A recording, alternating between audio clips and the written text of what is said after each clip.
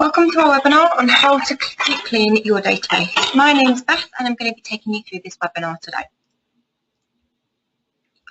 So first of all, our housekeeping. So the duration of this webinar will be approximately 30 minutes. Your speakers must be turned on to hear this webinar. My microphone is on, everybody else has automatically been muted, and questions will be taken throughout the webinar using the chat box. So should you have any questions at all, please pop them in the chat box. If we can get to them during or definitely at the end of our webinar, we will do. So first of all, we'll look at our learning outcomes. So at the end of this webinar, you will understand the importance of collecting accurate client data. You'll be able to let clients enter their own data with our online CIC. You'll also be familiar with how to ensure your client details are always up to date, understand how to check for duplicate client records and merge clients, and understand the key reports that will help you maintain your data. So first of all, we're going to have a look at why focus on collecting accurate and current information. So our client information, it's not just a case of having data within shortcuts, it also feeds into our marketing and also feeds into our reports as well. So without accurate client data, we can't market to our clients effectively, and we also can't get some of the reporting information that we require. So we'll have a look at our reports later on and you'll get a bit more understanding of how our client data affects our reports. So our goals, we want to confirm a client's information regularly. So what we would like to do is get you confirming client information as often as possible. We'd like to collect new email addresses at every opportunity, and we'd also like to regularly check for duplicates and clean your database. So first of all, we're going to have a look at how we actually add those clients. So adding a client in our main page, we go into our clients and then we click new and we enter in the client details in the appropriate fields. So on your quick new, or as you can see on there, you've got your little box at the bottom, and that's our quick new option. So that's entering a client's details in quickly. Where it says quick, if you click on it, it will give you a detail tab, and you can click on details and enter more information if you wish.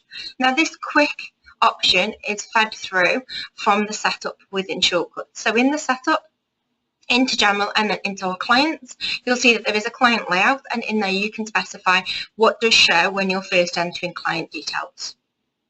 As you can see where the A is, fields that are marked with an asterisk are mandatory and must be filled in. Now as standard, we tend to set the first name, the last name, and we would also set one of the contact numbers as a mandatory field. Once you've entered the details in, if you hit done, and that's your client entered in. Entered client details in, then if you go into the information section, you'll see that you have a client section where you can enter in a title. It should have automatically pulled through the first name and the last name. Then you have the contact details, which is where we can add in the client's phone numbers, fax and email. And we also have an address section. So should you wish to contact people by mail, you can do if you enter the address in there. The message section is used for any further information, so that would be information that we need to be aware of the client but isn't an important message, which would then go into the alert. There's a refreshment box where you can enter in the client's preferred refreshment, so a nice reminder to always have the client's drink ready when they arrive. So once you've entered the client details into the appropriate fields, you can then click on the information button at the bottom of the screen, and this will allow you to enter in some extra information. So on clicking on here, you can see that we can then enter in the client's occupation. If the client belongs to a club, then we can enter in the club here. We can also specify the client's preferred employee. If you specify the client's preferred employee as none or auto, that will automatically assign a preferred employee to that client after 3 visits. So if a client came in for 3 visits with one stylist, then it would automatically put that stylist as their preferred employee, although in the card it will still say non-auto, so that's for our marketing purposes. But if you wish to specify, you can do through the drop down. You've also got the referral option. So the referral option is a really good way of trying to figure out where your clients have come from and what methods are working for your business. We then have 8 of the client's first visit. So down the bottom it will automatically pre-populate the client's first visit date based on the first bill that goes through the system. You can then enter the client's marital status and the gender. And the gender is really important to make sure that we can target our clients based on them being male or female. So if I had a particular offer that was only for my clients, then I could specify in my marketing all clients that are male and just send the offer to them. We've then got our marketing section, and this is making sure that we're happy for the client to receive marketing. So the optional where it says home address means that the client is happy to receive marketing, and if you click on that drop down, there's then a no direct mail, which means that they don't want to receive. We also have an accept marketing tick box, and that feeds through to our set and forget emails, and then you can also specify if they want to be contacted by SMS. So if somebody never wanted to be contacted by post but was happy by email or SMS, I could change my option where it says home address to no direct mail, but then I could then still do marketing and SMS. Date of birth at the top, and then you can specify the age group. If you put the year for the date of birth, it will automatically work out their current age, but doesn't brand them under the particular age group. So that's entering our new clients into Shortcuts. In Shortcuts, we also have a check for duplicate clients. So we have a duplicate client checker. So to switch this on, if you go into Setup, into Configuration, into General, and then into General again, you'll see that there is a tick box for check for duplicate clients. Make sure that that's ticked, and then whenever you're arriving an appointment or checking a client, it will then give you a duplicate checker that will pop up if it matches the client based on a contact number and based on the name as well. So you can see here that it's come up and said that this client is a duplicate. So do I want to keep this client, i.e. is this client a new client? Do I want to merge this client with an existing? And it will give me the options for the clients that it thinks are existing or are a duplication of that client. Or ask me later and hit done, and it will ask you along the way. So it's a really good tool, so it's worth making sure that that is switched on, especially for anybody that's using our online booking service. Online booking for their first appointment will treat them as a new client. So what you do need to make sure is that you have this on so that it will check automatically for any duplicate clients in the system. The other tool that we have for helping you clean up your database is by merging clients. So within Shortcuts, there is actually a client merge option. So if you don't have that duplicate checker, or people that are missing it, or just hitting done, or just selecting keep this client, which happens quite a bit, then you can actually go through and tidy up your database yourself with our client merge. So to do this, we just go into our clients, find our client and select merge. This will bring up our merge page. Then what we're going to do is we're going to select our search option, and in here we can match on first name, last name, mobile, any phone number or email address. So we tick which ones we do and don't want. You'll see down the bottom you've got a range to scan, so it gives you a few options of what date range you want to scan as well. We're also going to just perform this on duplicate check-in on clients previously excluded, so that would be anybody that selected that keep, and then we hit search. Once we've got our list, you'll see that Shortcuts automatically creates a master, and this is based on the number of visits. We would then go through and select which one is going to be our master, so which one's going to merge in. And to do this, you might need to check in the card or the history just to see which client card is the most up to date. So you select your master, then you're going to select your merge. So it's just a case of ticking the boxes against your merge to say which one is going to merge into your master account. So work your way down the list and merge. Now what this is going to do is it's going to merge all the histories into one card. So the only thing you do need to be aware of is if a client has an email address or any contact details in one card that you're going to merge into a master, then what you can do is right click and copy the email to the master. So that just make sure that the master card is the most up to date. Once you click merge, it's just going to say you're sure you want to merge. Also tells you which fields it won't merge. And once you select yes, it will then shut down Shortcuts completely.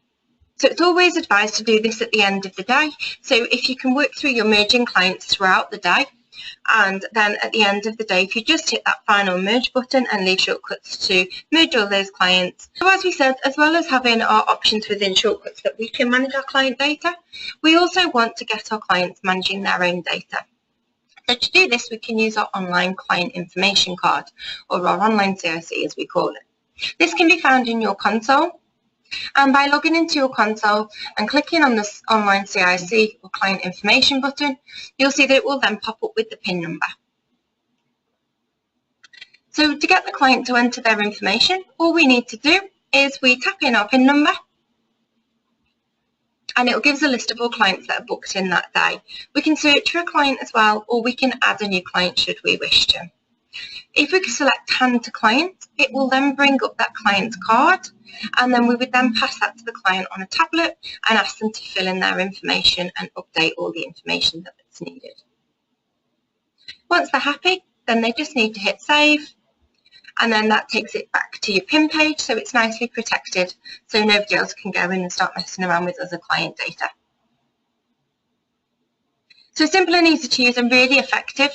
We found there's been a massive improvement on getting the correct client details, because sometimes it can be hard on a piece of paper to try and understand clients' writing. So this way they're putting it directly in, and that information feeds automatically into shortcuts. So there's no need for any duplication of putting the information in manually. The other thing that we have with our online client information is we also have the option to do photographs. So this is like before or after, or being able to use this for consultation purposes. So to use this, once you've entered your PIN number and you get to your client search, you select photos against the client. You can then see that there's photos already added, or you can add a new photo, and you can select as many as you want. So add a photo and select the ones you want, or you can also drag and drop them in. Once you're happy, select keep and then hit continue. That will then upload the photo. So you can see that we've now got a couple of photos in there. You'll see that there's one with a little icon, and that would be the notes. So when you click on a picture, you can see that you can add notes in, or you can click on one that has the icon and it will automatically give you the notes regarding that appointment. If you hit select, you can then select the two photos and compare them side by side. So great for before and after photos, or great for comparing the last two visits, for example. You've also got a delete option, so you're able to go in and delete any appointments, or any photographs that might be irrelevant.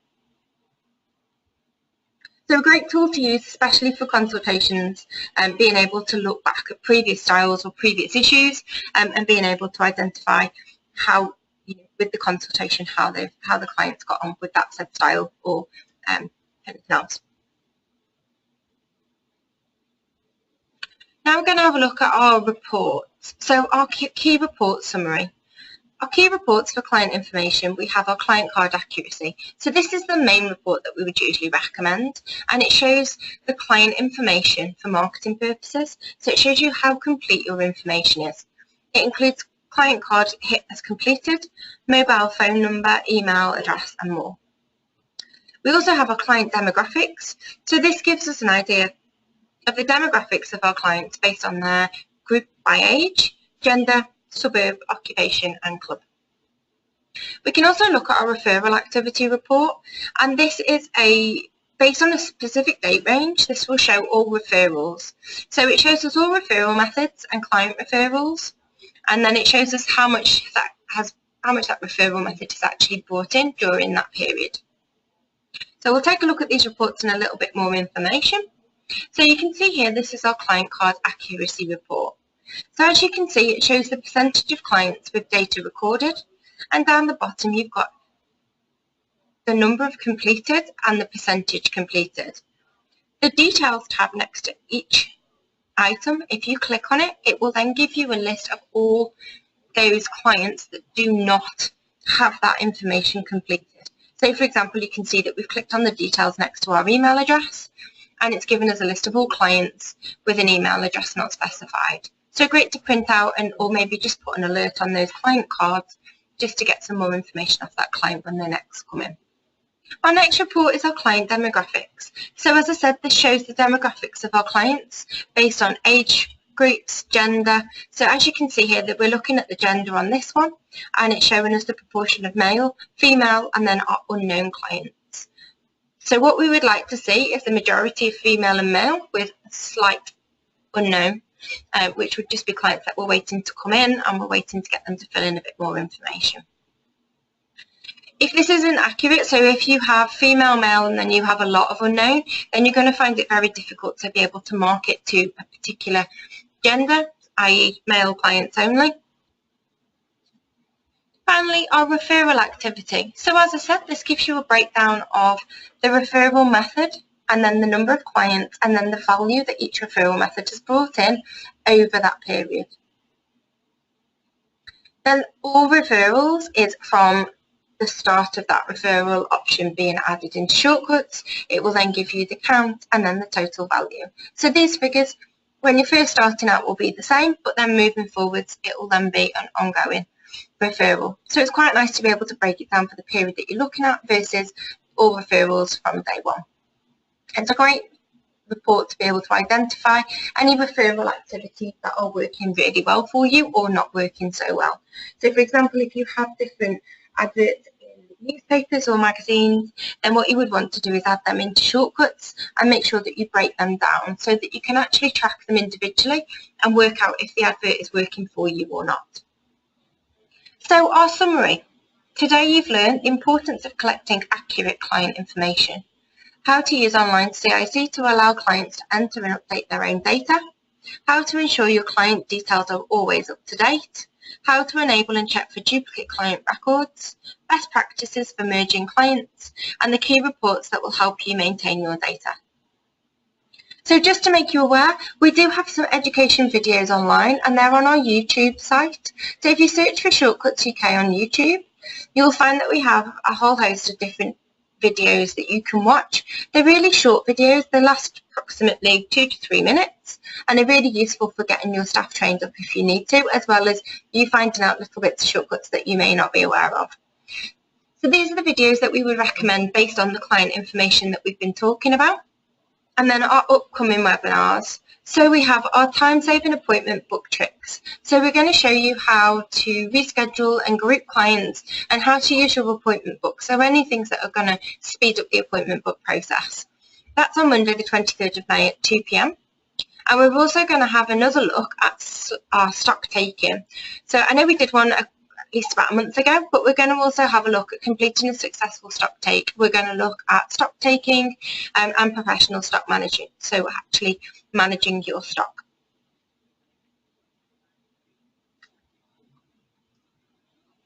And if you wish to register for any of our webinars, you can find them all on our Shortcuts website. And if you want to watch any more webinars, so all of our webinars are recorded, and if you wish to watch any, you can view them in our webinar library or also on our YouTube page. I think that's it for today. So should you have any questions at all, then please contact our support team, give us a call, or you can always like us and share on Facebook. Thank you very much for your time, and I'll speak to you again soon.